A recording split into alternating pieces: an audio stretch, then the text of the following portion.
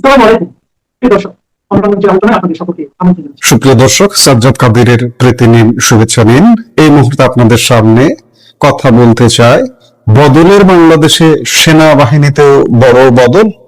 বাংলাদেশ সেনাবাহিনী, যার মূল অনুপ্রেরণা 1971 সালের মহান মুক্তিযুদ্ধ এবং ধর্মনিরপেক্ষ চেতনা, কিন্তু সেই সেনাবাহিনীর অন্দরে কি নিঃশব্দে ঘটে যাচ্ছে এক বিশাল আদর্শিক পরিবর্তন।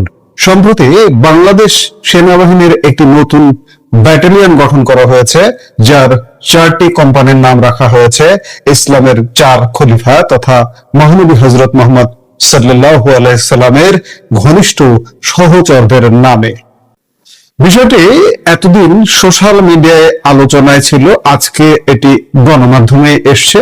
ভারতের উত্তর পূর্বাঞ্চলের প্রভাবশালী গণমাধ্যম নর্থ ইস্ট নিউজে প্রকাশিত বিখ্যাত সাংবাদিক চন্দন নন্দীর আজকের একটি প্রতিবেদন এখন দক্ষিণ এশিয়ার ভূ রাজনীতিতে খানিকটা বলা যায় তোলপাড় সৃষ্টি করতেই পারে। রিপোর্টে দাবি করা হচ্ছে এটি বাংলাদেশ সেনাবাহিনীর ভেতরে ক্রমবর্ধমান ইসলামীকরণের এক বড় লক্ষণ।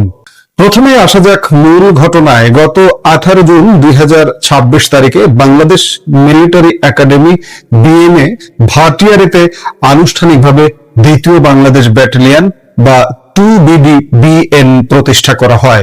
বাংলাদেশ সেনাবাহিনী প্রধান জেনারেল ওয়াকারুজ্জামান এই নতুন ব্যাটালিয়নের উদ্বোধন করেন।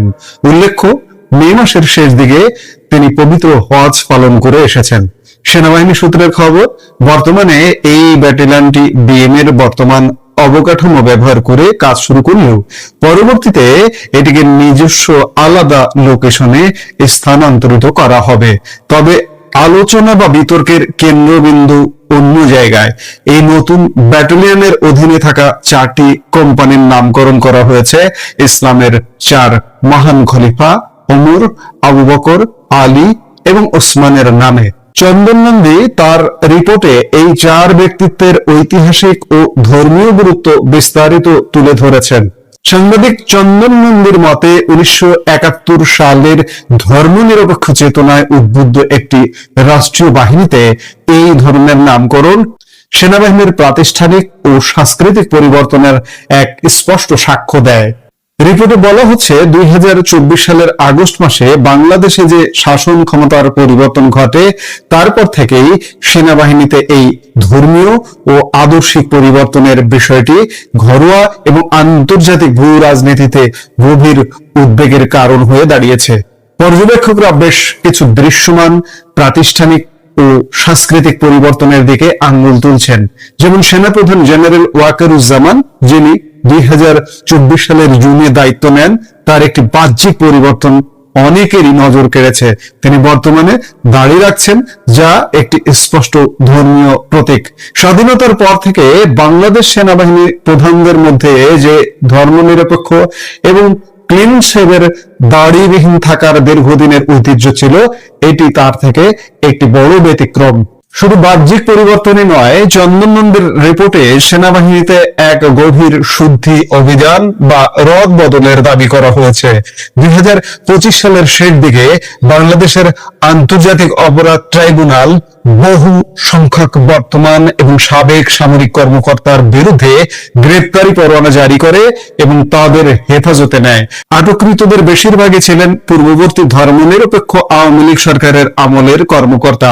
সমালোচক এবং আঞ্চলিক বিশ্লেষকদের মতে এটি আসলে এক ধরনের আদর্শিক পুনর্গঠন বা পার্জ। এর উদ্দেশ্য হলো ধর্মনিরপেক্ষ কর্মকর্তাদের সরিয়ে এমন কর্মকর্তাদের নিয়ে আসা যারা একটি ইসলামপন্থী ভাবধারার প্রতি সহানুভূতিশীল। রিপোর্টটিতে এই পরিবর্তনের পেছনে রাজনৈতিক ও কৌশলগত কারণও খোঁজার চেষ্টা করা হয়েছে। শেখ হাসিনা পতনের পর ডক্টর মোহাম্মদ ইউনূসের নেতৃত্বে গঠিত অন্তর্বর্তীকালীন প্রশাসনকে অনেকে জামায়াতে ইসলামের মতো রক্ষণশীল বা মৌলবাদী দলগুলোর দ্বারা গভীরভাবে প্রভাবিত বলে মনে করেন। বিশ্লেষকদের মতে এই প্রশাসন বাংলাদেশের রাষ্ট্রীয় কাঠামোর অন্যতম মূল স্তম্ভ ধর্মনিরপেক্ষতাকে মুছে ফেলার চেষ্টা করছে, যার সরাসরি প্রভাব পড়ছে সশস্ত্র বাহিনীর প্রাতিষ্ঠানিক আদর্শের ওপর।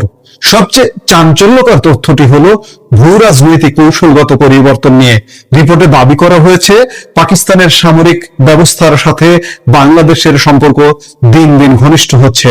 বিভিন্ন গোয়েন্দা সংস্থার মূল্যায়ন অনুযায়ী পাকিস্তানের কুখ্যাত গোয়েন্দা সংস্থা আইএসআই বাংলাদেশে নিজেদের প্রভাব পুনঃপ্রতিষ্ঠা করতে অত্যন্ত সক্রিয় হয়ে উঠেছে, যাতে তারা এখানে উগ্র ও চরমপন্থী ইসলামিক নেটওয়ার্ক গুলোকে প্রাতিষ্ঠানিক রূপ দিতে পারে। এরই ধারাবাহিকতায় কিছুদিন আগের একটি ঘটনার কথা রিপোর্টে উল্লেখ করা হয়েছে। সামাজিক যোগাযোগ মাধ্যমে একটি ভিডিও ছড়িয়ে পড়ে যেখানে দেখা যায় বাংলাদেশি সৈন্যদের একটি ছোট দল টহল দিচ্ছে এবং তাদের সাথে থাকা কিছু সশস্ত্র ব্যক্তি অত্যন্ত উচ্চ স্বরে ধর্মীয় স্লোগান দিচ্ছে। তারা বলছিল, নারায়ে তাকবীর, আল্লাহু আকবার। রাষ্ট্রীয় বাহিনীর টহলের সময় এই ধরনের ধর্মীয় স্লোগান এর আগে সচরাচর দেখা যায়নি, যা এই পরিবর্তনের পালে হাওয়া দিচ্ছে। নর্থ ইস্ট নিউজে চন্দ্রনন্দের করা এই পুঙ্খানুপুঙ্খ প্রতিবেদনটি দক্ষিণ এশিয়ার রাজনীতির জন্য একটি বড় বার্তা। একদিকে বাংলাদেশ সেনাবাহিনীর এই নতুন নামকরণকে অনেকেই ধর্মীয় ঐতিহ্যের স্বাভাবিক প্রতিফলন হিসেবে দেখতে পারেন, আবার অন্যদিকে বিশ্লেষকরা একে দেখছেন মুক্তিযুদ্ধের মূল চেতনা থেকে সরে এসে পাকিস্তানের প্রভাব বলে ঢোকার এবং সেনাবাহিনীর ইসলামীকরণের এক সুদূর প্রসারী নকশা হিসেবে। একটি দেশের সামরিক বাহিনীর আদর্শিক পরিবর্তন কেবল সেই দেশের অভ্যন্তরীণ বিষয় নয়, বরং ভারত ও বাংলাদেশের মতো প্রতিবেশী রাষ্ট্রের সামগ্রিক নিরাপত্তা এবং ভূ রাজনীতিতেও এর গভীর প্রভাব রয়েছে। হতে পারে বাংলাদেশ 92% মুসলিমের দেশ, কিন্তু মনে রাখতে হবে যে 8% ভিন্ন ধর্মের মানুষও আছে। আপনি একটি ব্যাটালিয়নের বিভিন্ন কোম্পানির নাম ইসলামের খলিফাদের দিয়ে দিলেন, এটি হয়তো ইসলামের দৃষ্টিতে ইসলামিস্টরা বলবেন যে হ্যাঁ ঠিক আছে, হতেই পারে মুসলিম দেশ, কিন্তু আপনি 8%কে বাদ দিবেন কিভাবে?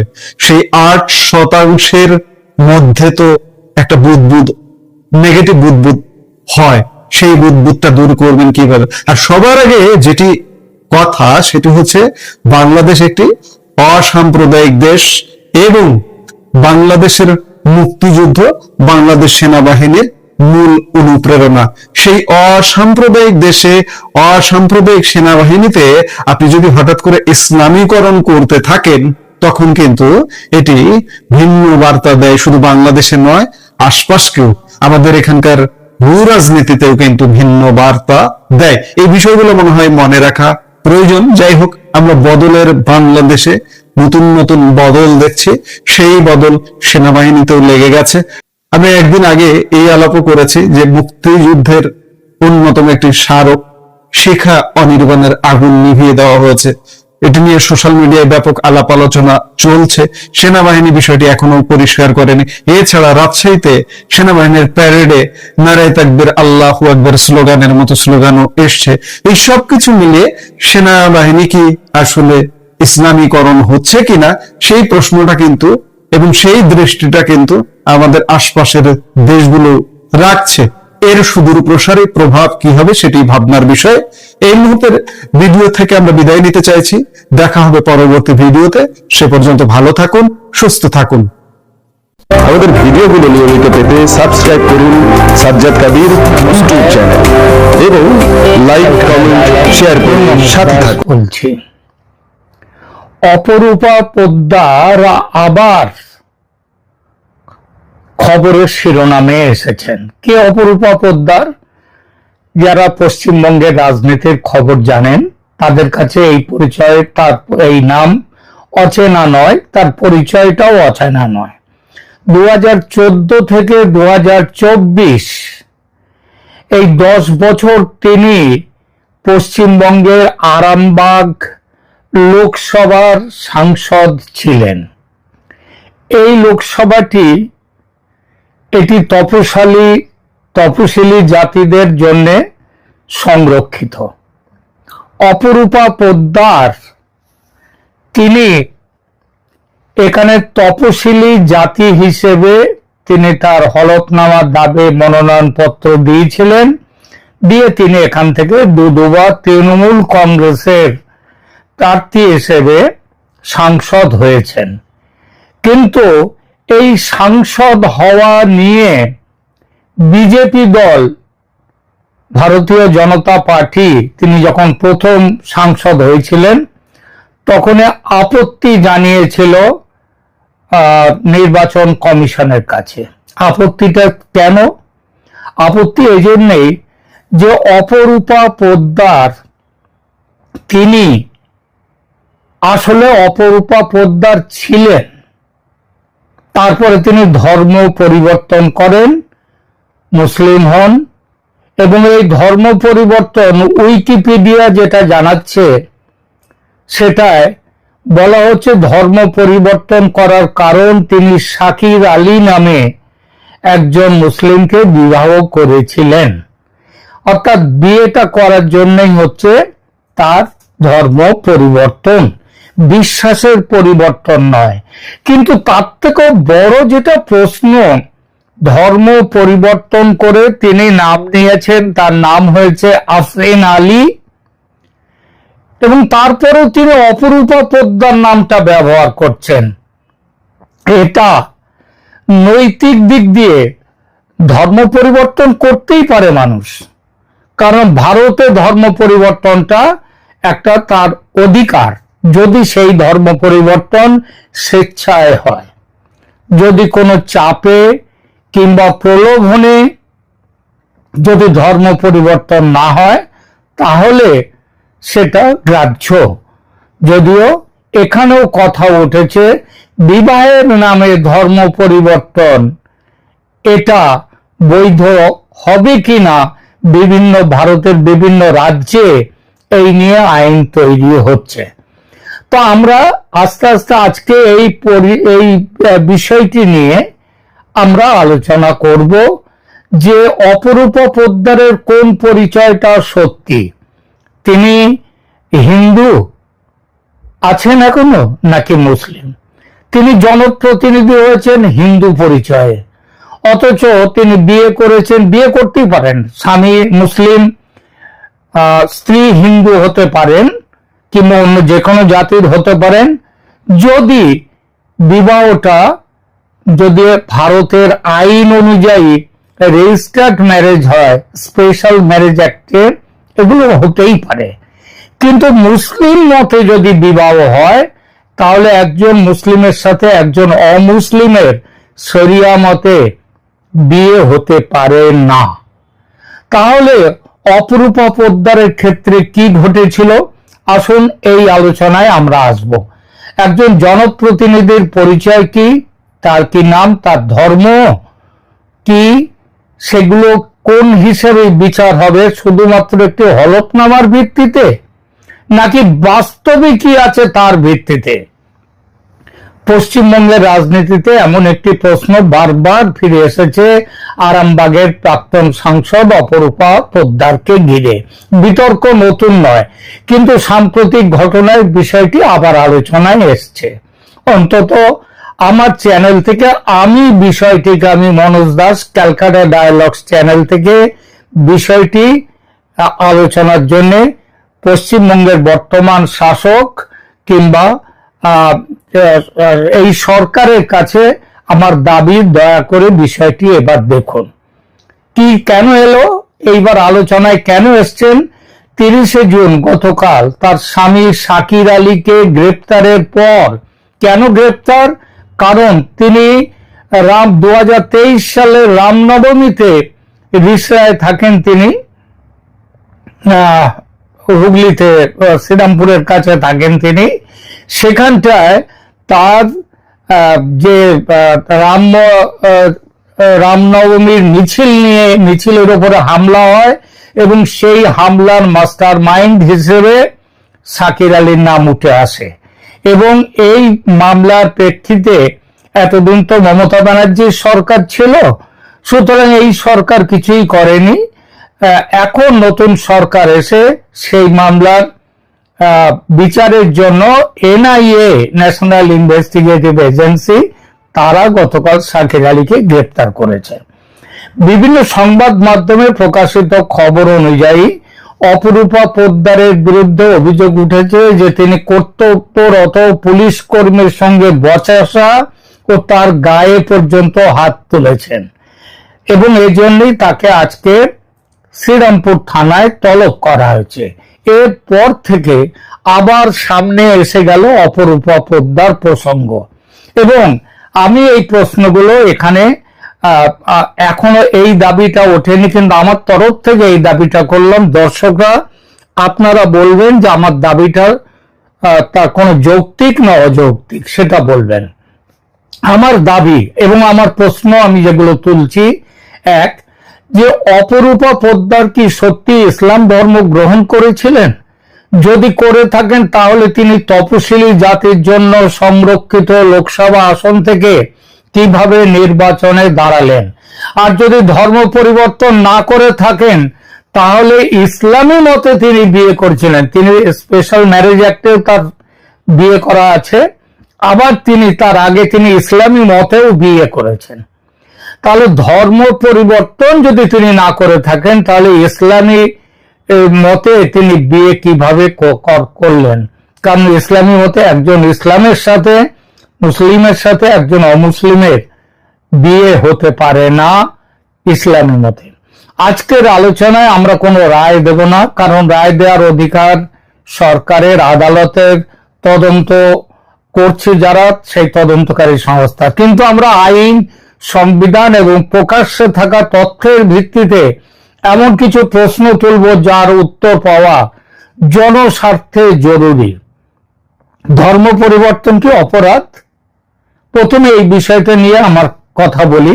না, ভারতের সংবিধান প্রত্যেক প্রাপ্তবয়স্ক নাগরিককে নিজের ধর্ম পরিবর্তনের অধিকার দিয়েছে। অর্থাৎ একজন হিন্দু মুসলমান হতে পারেন, একজন মুসলমান হিন্দু হতে পারেন, একজন খ্রিস্টান বৌদ্ধ হতে পারেন, এটি আইনসঙ্গত যদি তা স্বেচ্ছায় হয়। সুতরাং ধর্মান্তর নিজে কোনো অপরাধ নয়। কিন্তু প্রশ্ন তৈরি হয় তখনই যখন ধর্মান্তরের পরেও কেউ পূর্ববর্তী আইনি পরিচয়ের সুবিধা ভোগ করেন, তার ধর্মীয় পরিচয়, তিনি হিন্দু ছিলেন এবং তিনি এসসি বা তপশিলি জাতির অন্তর্ভুক্ত ছিলেন। তাহলে এ প্রসঙ্গে এসসি সংরক্ষণ সেই আইন কি বলে? দেখুন, ভারতের রাষ্ট্রপতির 1950 সালের তপশিলি জাতি সংক্রান্ত আদেশ অনুযায়ী কোনো মুসলিম বা খ্রিস্টান কেউ যদি কোনো হিন্দু তপশিলি জাতির কেউ যদি মুসলিম বা খ্রিস্টান ধর্ম গ্রহণ করে তাহলে তপশিলি জাতির মর্যাদা তার থাকবে না। এটা ভারতের রাষ্ট্রপতির 1950 সালের তপশিলি জাতি সংক্রান্ত আদেশে বলা আছে। পরবর্তীকালে মুসলিম এবং খ্রিস্টানের সাথে শিখ ও বৌদ্ধ ধর্মাবলম্বীদের ক্ষেত্রে একটা ব্যতিক্রম যুক্ত হয়েছে। ব্যতিক্রমটা কি? যদি কেউ আইনিভাবে ইসলাম গ্রহণ করেন তাহলে তিনি সাধারণভাবে এসসি মর্যাদা পাবেন না, কিন্তু বৌদ্ধ এবং শিখ ধর্ম গ্রহণ করলেও তার সেই জায়গা থেকে তার এটা চলে যায় না, তপশিলি এটা যায় না, চলে যায় না। তাহলে অপরূপা পোদ্দার ক্ষেত্রে বিতর্কের সূত্রপাত কোথায়? কারণ অপরূপা পোদ্দার মুসলিম যুবক শাকির আলীকে বিয়ে করেছেন, এখান থেকেই শুরু হচ্ছে বিতর্ক। বিয়ের সময় বিয়ের যে হলফনামা রয়েছে সেখানেও রয়েছে মানে ইসলামী মতে, এবং আমি দেখতে হবে যে স্পেশাল ম্যারেজ অ্যাক্টে যেখানটায় বিয়ে করেছেন সেখানে তিনি অপরূপা পোদ্দার আছেন নাকি সেখানেও আফরিন আলী আছেন, সেটাও দেখতে হবে। রাজনৈতিক মহলের দাবি আছে তাদের বিয়ে ইসলামী মতে সম্পন্ন হয়েছিল এবং সেই কারণে বলা যায় তিনি ইসলাম ধর্ম গ্রহণ করেছিলেন। আমি এ ব্যাপারে আমার তরফ থেকে যতটা খবর সংগ্রহ করা যায় সেটা করেই আমি বলছি। বর্তমানে তাদের মানে তার এবং শাকির আলীর 3টি সন্তান এবং তিনি বিয়ে করেছিলেন 2014 সালের অনেক আগেই, অর্থাৎ যবে তিনি এমপি হয়েছেন তার অনেক আগে থেকেই তিনি বিয়ে করেছেন, বিবাহিত। অপরূপা পোদ্দারের বক্তব্য এই ব্যাপারে কি? তিনি দাবি করেছেন এইটা নিয়ে বিজেপি মামলা করেছিল। আমরা আসছি মামলার কথায়। মামলা করেছিল কোথায়? নির্বাচন কমিশনের কাছে। এবং সেখানে অপরূপা পোদ্দারের বক্তব্য বিজেপি বলেছিল যে তিনি ইসলাম গ্রহণ করেছেন এবং বিজেপি বলেছিল সুতরাং তিনি ধর্ম পরিবর্তন করেছেন, করে ইসলাম মুসলমান হয়েছেন, তিনি তপশিলি জাতির সংরক্ষণের সুবিধা পেতে পারেন না। তাহলে এইবার আমার প্রশ্নটা হচ্ছে, ইসলামী মতে বিবাহ হলে কি ধর্মান্তর বাধ্যতামূলক? এটাও একটু দেখি। এখানে বিষয়টা একটু জটিল, আর আমি ইসলামী শাস্ত্র বিশেষজ্ঞ নই। প্রচলিত যে শরিয়ার ব্যাখ্যা অনুযায়ী একজন মুসলিম পুরুষ একজন হিন্দু নারীকে ইসলামী মতে বিয়ে করতে বা নিকাহ করতে পারেন না। যদিও এ নিয়ে বিভিন্ন মজাব ও আইনবিদদের মধ্যে মতভেদ থাকতে পারে, আমি আইনবিদের কথা বলবো না, ইসলামী শাস্ত্রের কথা বলছি। বিভিন্ন দেশে এই আইনের প্রয়োগও আলাদা আছে। ভারতে আবার ধর্মীয় আচার এবং দেওয়ানি আইনের বাস্তব প্রয়োগ সবসময় এক নয়। তাই ইসলামী মতে বিয়ে হয়েছে এটা বললে ধর্মান্তর নিশ্চিত এমন সিদ্ধান্ত কিন্তু নেওয়া যায়। তবে এটাই সত্যি যে কোন নিকাহনামা, ধর্মান্তরের সনদ বা সরকারি নথি থেকে যদি ধর্ম পরিবর্তনের প্রমাণ পাওয়া যায় তাহলে বিষয়টির আইনি গুরুত্ব অনেক বেড়ে যাবে। আমি অনুরোধ করব পশ্চিমবঙ্গ সরকার, পুলিশ, আজ যখন শ্রীরামপুর থানায় তিনি যাবেন অপরূপা পোদ্দার ওরফে আফরিন আলী, তখন যেন তারা এই ব্যাপারগুলো নিয়েও আগামী দিনে তদন্ত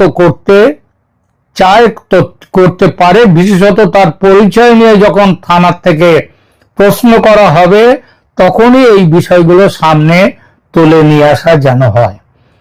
এবার আসি বিজেপির আপত্তির সম্পর্কে। বলেছি বিজেপি নির্বাচন কমিশনের কাছে অভিযোগ জানিয়েছিল যে যদি অপরূপা পোদ্দার ইসলাম গ্রহণ করে থাকেন তাহলে তিনি এসসি সংরক্ষিত আরামবাগ আসন থেকে নির্বাচনে দাঁড়াবার যোগ্য ছিলেন না।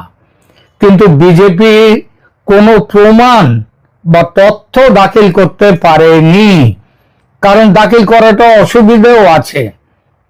কেন অসুবিধে? কারণ রাজ্যে তখন মমতা ব্যানার্জির সরকার এবং এখানে আইন প্রশাসন সব মমতা ব্যানার্জি যেটা বলবেন সেইটাই।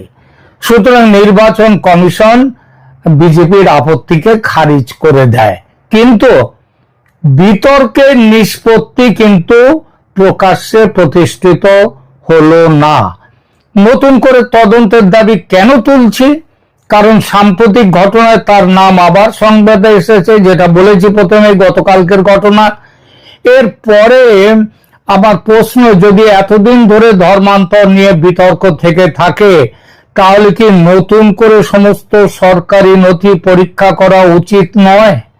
যদি কোনো ব্যক্তি নিজেকে এক জায়গায় মুসলিম এবং অন্য জায়গায় হিন্দু হিসেবে পরিচয় দিয়ে থাকেন, তিনি তার দেশে তার জায়গায় তিনি হচ্ছেন আফরিন আলী, তিনি মুসলিম, আর ভোটে দাঁড়াচ্ছেন আরামবাগ থেকে, তখন তিনি হিন্দু এবং তপশিলি জাতির, এটা কি তদন্তের বিষয় নয়?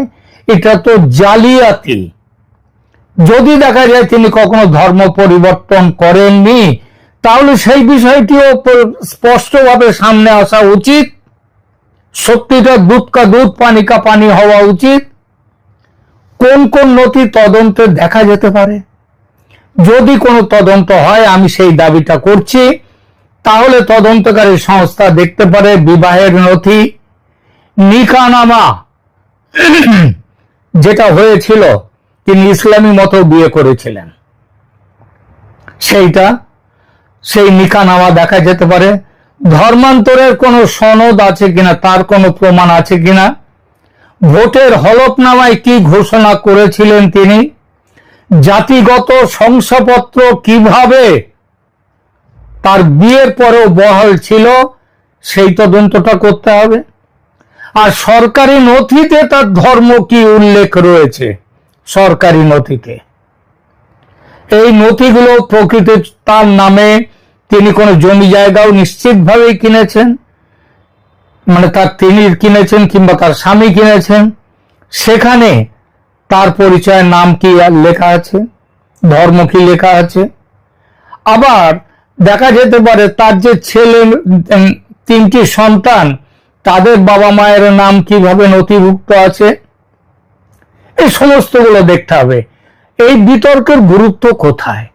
এই আলোচনা কেউ মনে ভাববেন না যে আমি অপরূপা পোদ্দারকে নিয়ে এই আলোচনাটা করছি। এই আলোচনা কোনো ব্যক্তিকে ঘিরে নয়।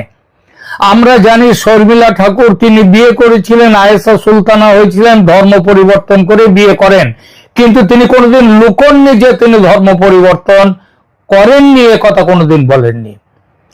তার শর্মিলা ঠাকুর নামটা পরিচিত কারণ তিনি সিনেমায় ওই নামেই তিনি পরিচিত ছিলেন, তাই সেটা তার নামটা তিনি করেছেন, কিন্তু তিনি ধর্ম পরিবর্তন করেননি, কথা কোনো কেউ বলেননি, কখনো বলেননি।